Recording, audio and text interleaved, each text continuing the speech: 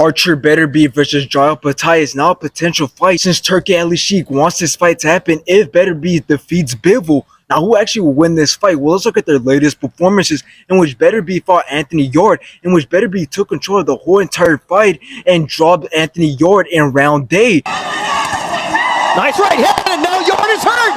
Artur Beterbiev! After this, Anthony Yarde did get up just to receive more punishment from Beterbiev, in which Anthony Yarde's team seen enough and stopped the fight in round A. How will he deal with the onslaught from the beast? Nope, and Tunde Ajayi steps in. After this, Beterbiev just recently fought Callum Smith, in which he rocked Callum Smith in round 4. Headshot after headshot.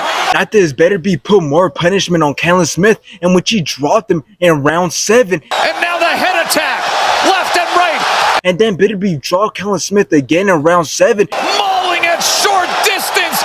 And before Callum Smith could get up, his team stopped the fight in round 7. Artur Beterbiev.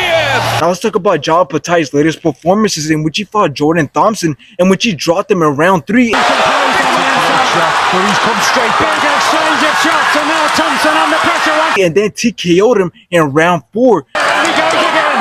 Referee Howard Foster looks on. And after this, Jai went on to fight Elizoro, in which he knocked him out in round 1. He's not getting bullied too far. Back on. Oh, big shot!